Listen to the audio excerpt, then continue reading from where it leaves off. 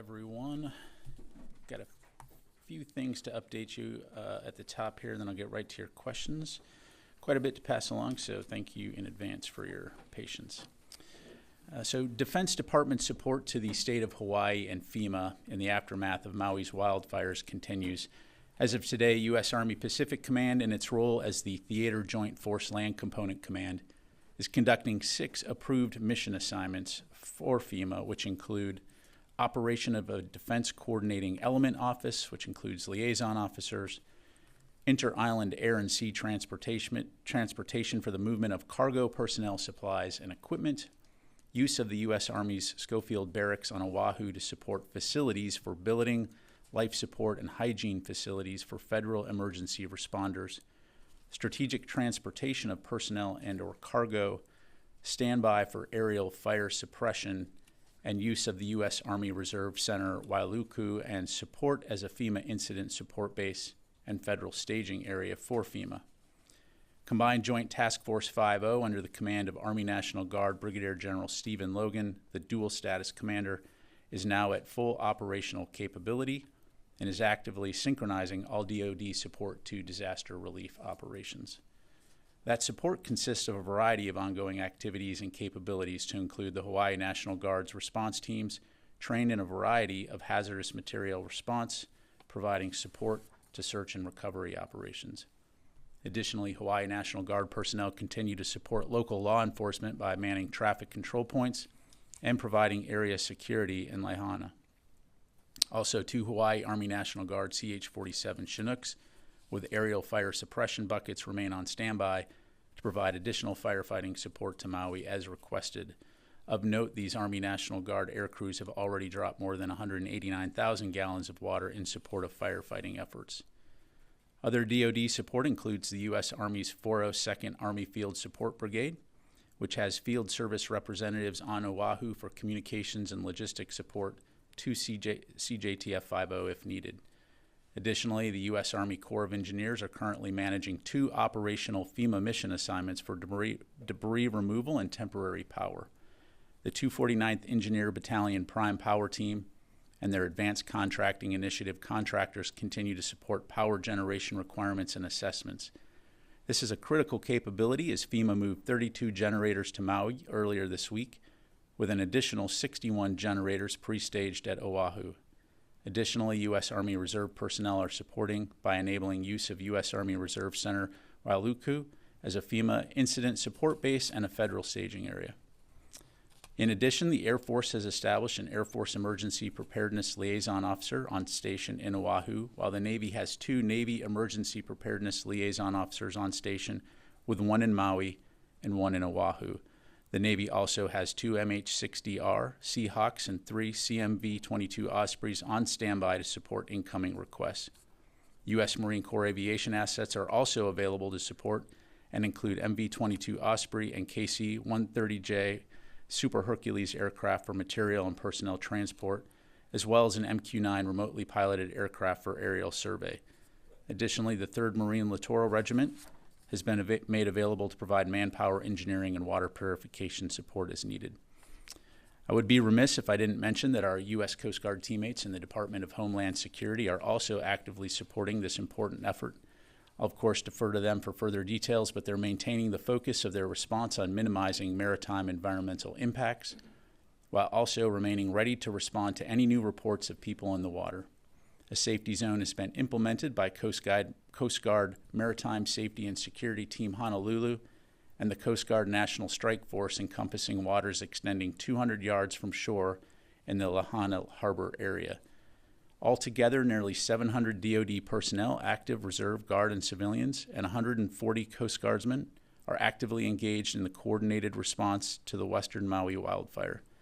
Moving forward, the Department of Defense and CJTF 50 will continue to work closely with state officials, FEMA, and other supporting agencies to support the people of Hawaii in response to this terrible disaster.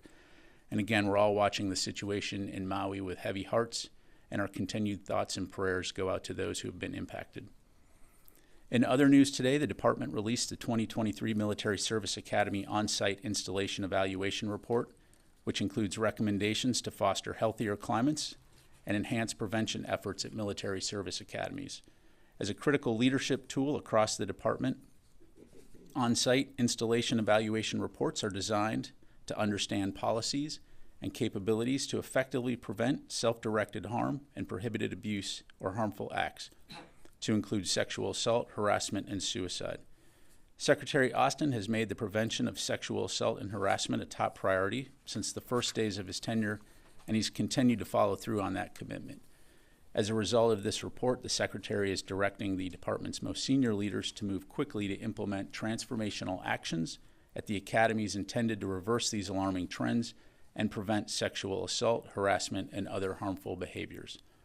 The department continues a collaborative and research-informed approach to prevention, and more information is available about the Department of Defense efforts to prevent harmful behaviors on our website at www.prevention.mil.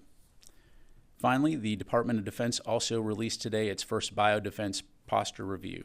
As many of you are aware, the department and the nation are at a pivotal moment in biological defense, as highlighted in both the National Defense Strategy and our National Biodefense Strategy.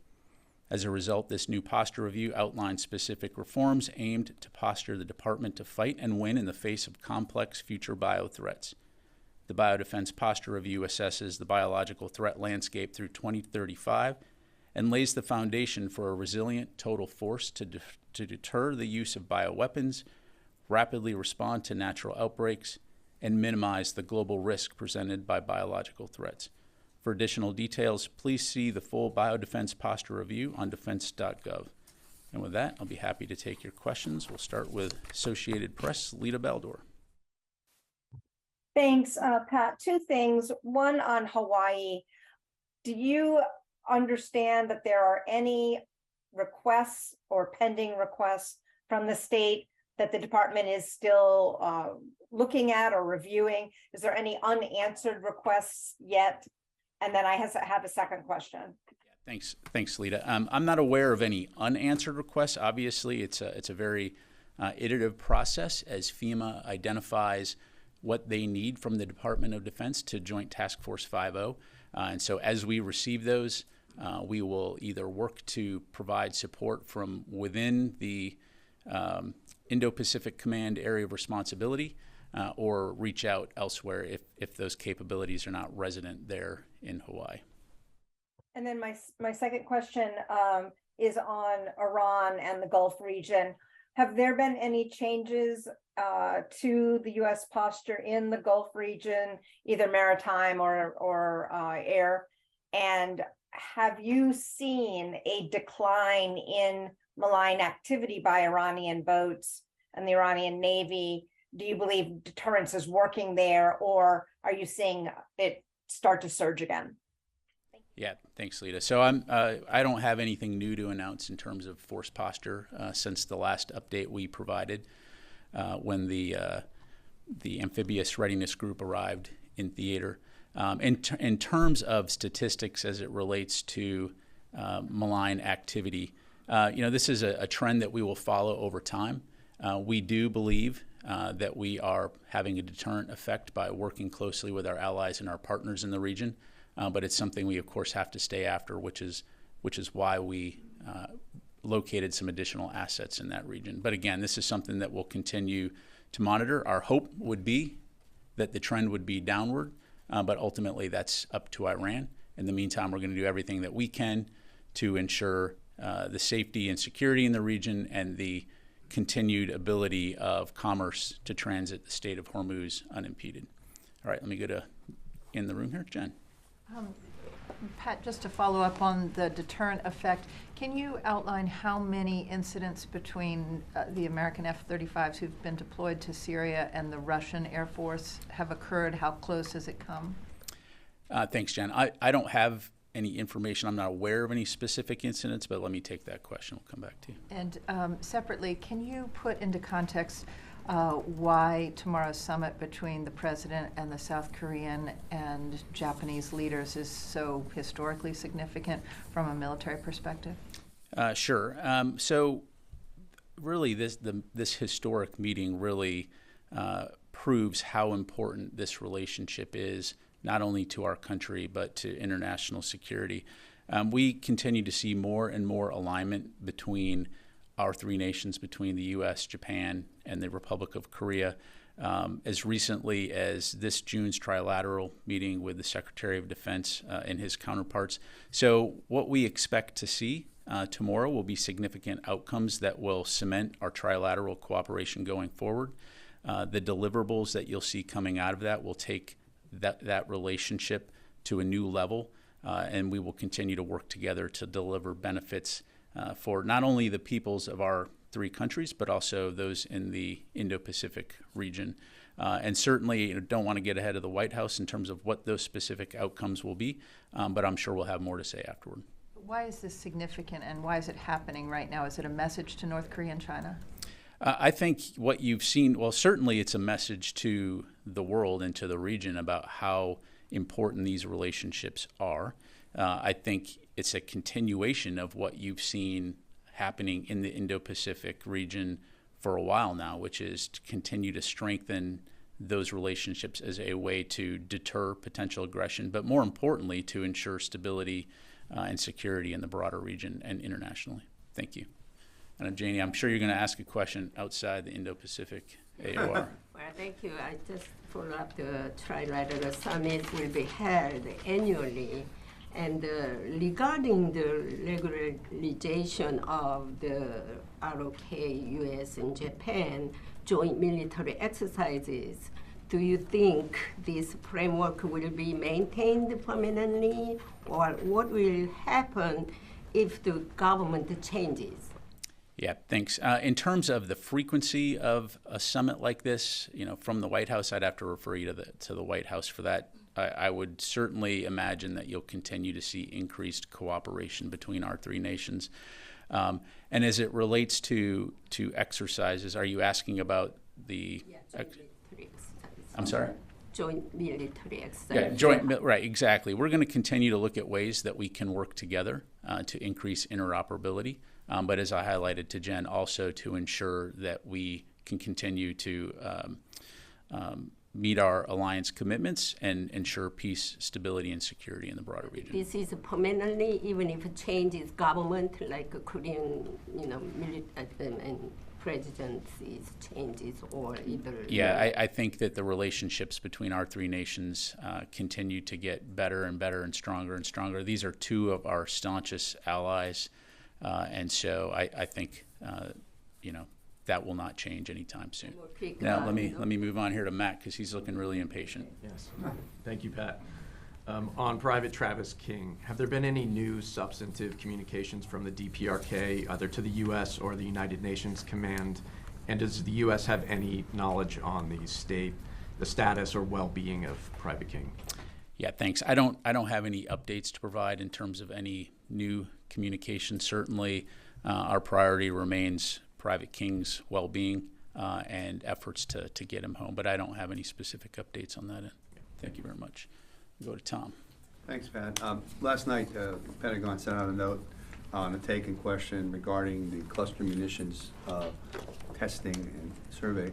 I have two related questions to that, please. One is that you're not going to give it to us, I understand that. Will the information from those tests be provided to Ukrainian officials, since obviously they'll be using them? They promised to map, they had said they're going to map where they use clusters.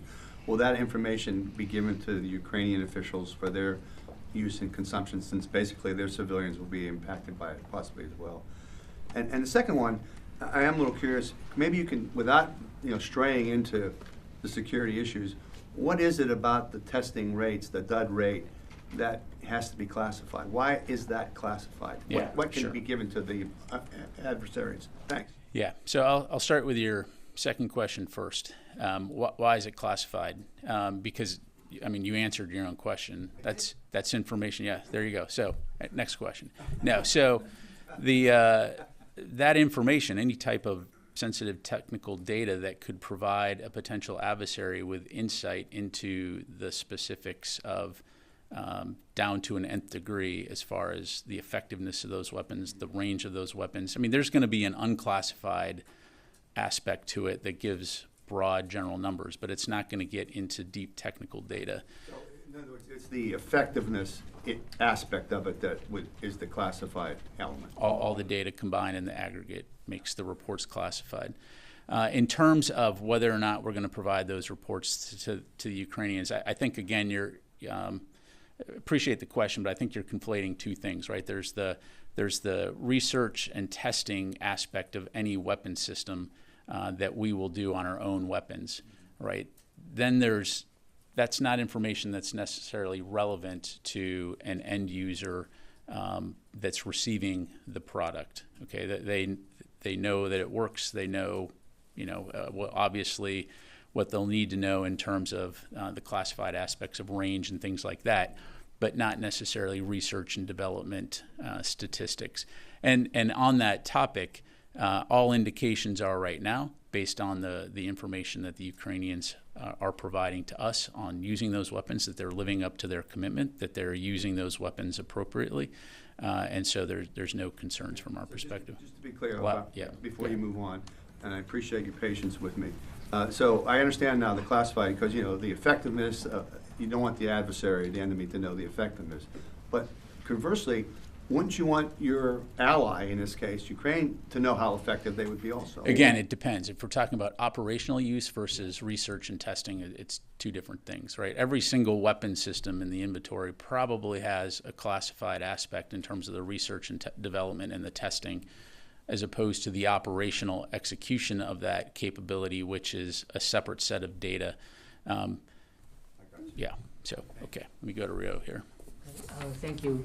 The South Korean government said North Korea is preparing an ICBM test, probably in response to the trilateral leaders meeting and the joint exercises between the U.S. and South Korea next week. So does the Pentagon agree to South Korea's assessment? I'm sorry, what was that last part? Agree to what? Does the Pentagon agree? Does the Pentagon share South Korea's assessment? Agree to South Korea's assessment? Again, I apologize for my ignorance, and maybe I missed it. What is their assessment? The South Korean government said North Korea is preparing I see what you're saying. test. Okay. Yeah, so I'm not going to comment on any potential intelligence in terms of what we think North Korea may or may not be doing. Clearly, there's a history there of provocative acts. We've been very clear that we're going to maintain robust communication with our Republic of Korea and Japanese allies, as well as those other countries and partners and allies in the region, to make sure that we can deter potential aggression, but more importantly, again, ensure stability and security in the region. The exercises that we are doing, and it's very important to understand this, is that those are defensive in nature, and they're meant to, again, enable our commitments, our alliance commitments, and ensure that we can work together. We have, the U.S. government has on many occasions highlighted the fact that we are willing to engage diplomatically with North Korea without any preconditions, to which this point they have chosen not to do that. So hopefully that answers your question. Yeah. One follow-up. On the trilateral cooperation with Japan and South Korea, do you expect this trilateral cooperation will focus more on China militarily? Again, I would say take a step back, right? And if you look at the broad efforts of the United States and our allies and partners across the Indo-Pacific region, it's really focused on ensuring that we can all work together in an international rules-based order to ensure stability and security in the region. It's not directed at any one particular nation. If there are nations that choose to try to use coercion and try to create instability or violate sovereign rights, we want to work together with nations to try to prevent that kind of activity. But certainly, we would hope that all nations would act in a responsible, professional manner to enable everyone to live in peace and prosperity throughout the region. Let me go to Jim Guillermo here.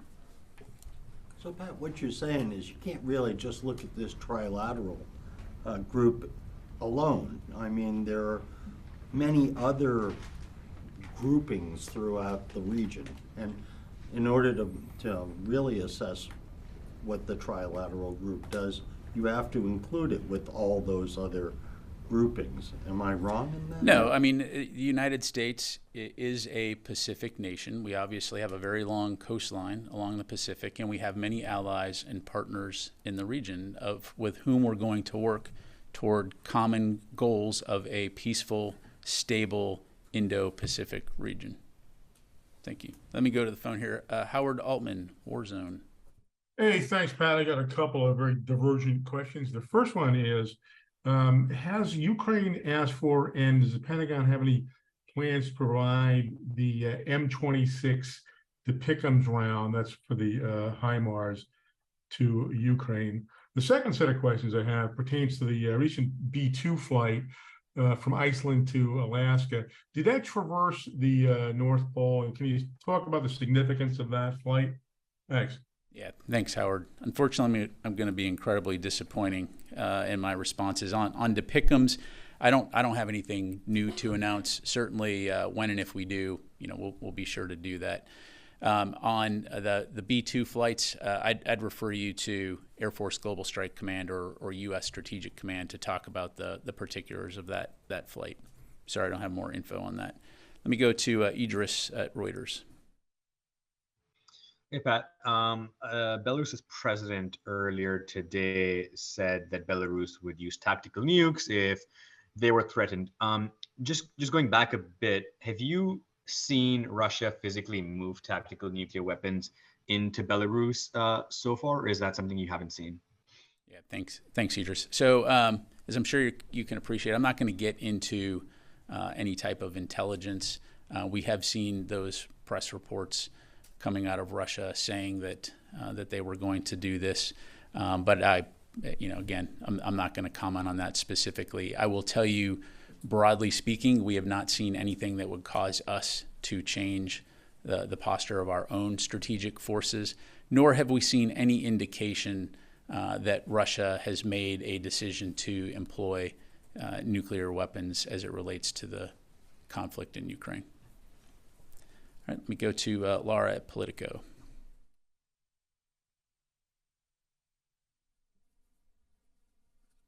Hey, sorry, I'm just trying to unmute myself. Thanks for doing this. I wanted to follow up with you just about excuse me, I'm coughing. Just about the trilateral meeting, and I'm wondering if you can give us some more details about this hotline that was reported that's going to be set up between the three nations, the U.S., Japan, and Korea. How exactly is that intelligence sharing going to work? Anything you can tell us about the mechanisms of that hotline, as they're calling it, would be very helpful. Yeah, thanks, Laura. So, again, I'm going to defer to the White House right now since this is their summit. Again, we may have more to say after that summit concludes, but I don't want to get out ahead of any trilateral discussions or specific outcomes. Okay, let me come back. Yes, ma'am.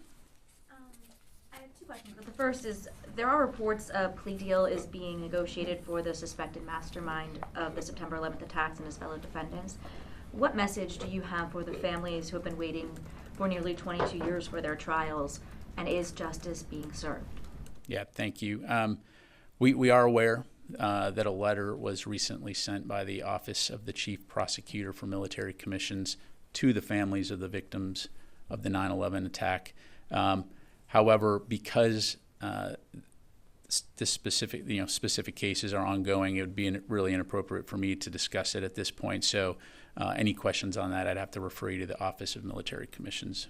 If I may, just on Hawaii, I was curious, this happened early last week. What kind of action was taken? The U.S. Navy there, bases, military helicopters. Was there any action taken sooner for those on the ground? I know some of the response from people on the ground there is, where is the government? And they felt forgotten. Was something done sooner? I can assure you, from a DOD perspective, no one has been forgotten, and we have leaned into this heavily almost from the very beginning to try to ensure that we're providing the state of Hawaii and FEMA the support that they need. And so I think it's also important to understand that what you don't want to do in a disaster situation is put additional people and capabilities in a situation where you're not sure whether they're needed, and all you're doing is creating an additional logistics burden. Because when you send people forward, those people also have to have a place to sleep, a place to eat, a way to get to places. So it's, there's a lot of expertise and experience in terms of crisis response and making sure that we're doing this in a coordinated way.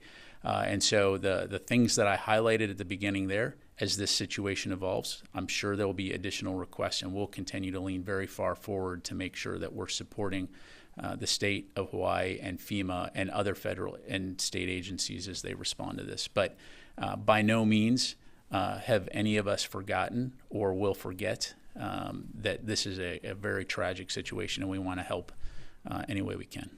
Thank you very much. I'm sorry, Janie. There's other folks with questions, so let me come back to you. Yes, ma'am. I wanted to follow up on the cluster munitions question.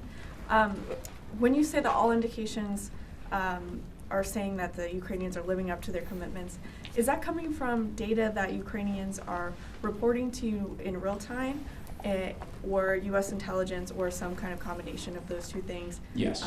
Next question.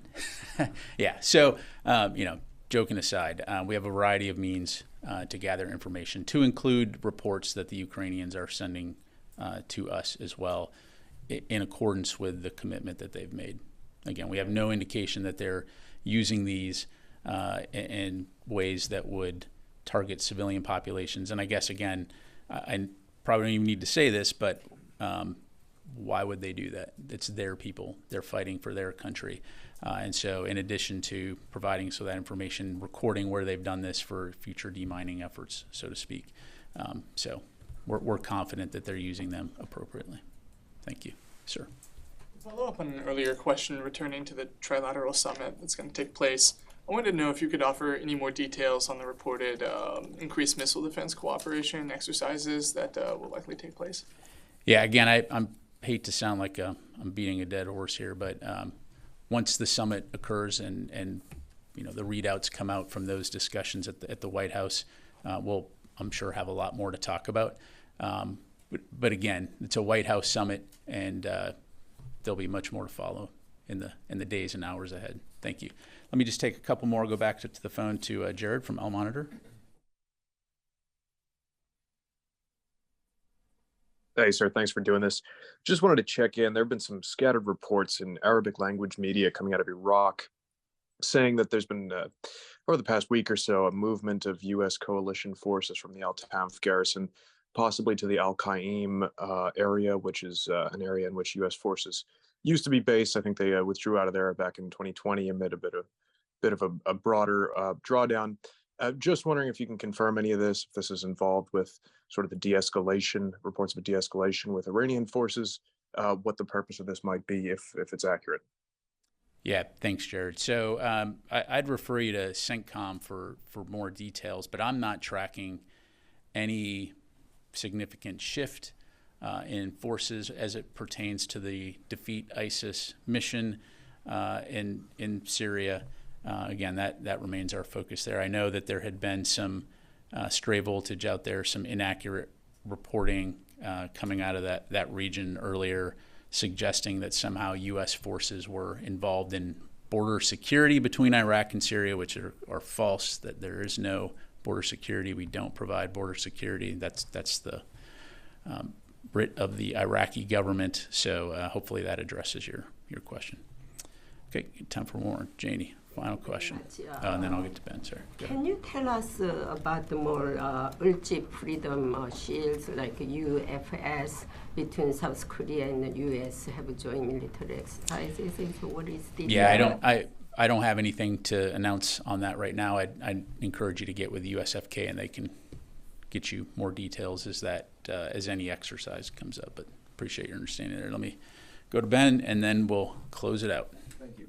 Has DOD provided sort of a slate of things that are available to FEMA and the governor, a list, I don't know, sort of like a menu of what could be on offer? I know the Marine Corps, you mentioned, they've got Ospreys, transport aircraft, and have also offered up the 3rd Littoral Regiment. And that's been on offer for a couple days now. And I wonder if DOD has provided that writ large to the Hawaiian government. Yeah, so just to kind of lay this out, at the top of the briefing here, I laid out the 6 mission assignments from FEMA, right? Each of which essentially can entail a variety of capabilities that could be met by various aspects of the way DOD is comprised, whether it's active duty, guard, reserve, contracted, et cetera.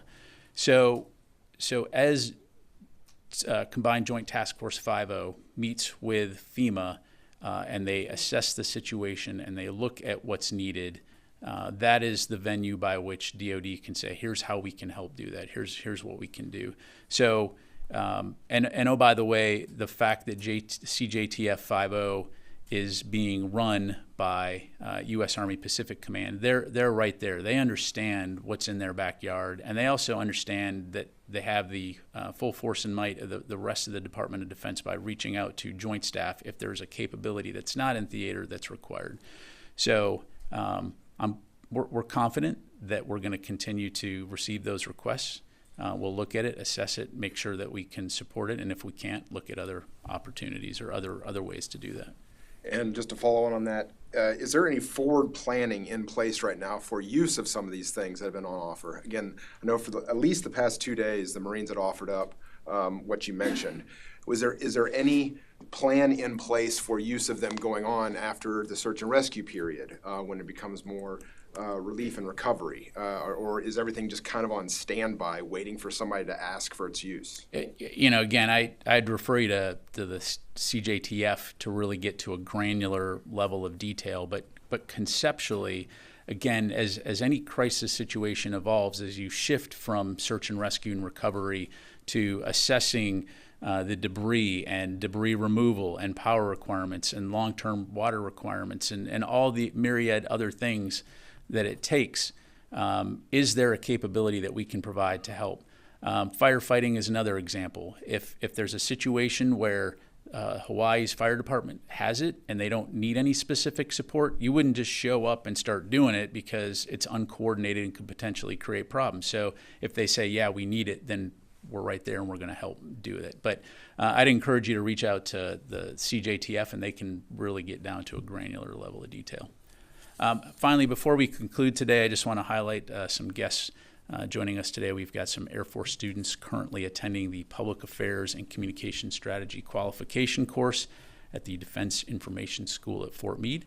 These officers, senior non-commissioned officers, and civilians have been in the Pentagon today to learn more about how the Air Force, Space Force, and DOD level public affairs operations are planned and executed, and so we're glad to welcome them here today.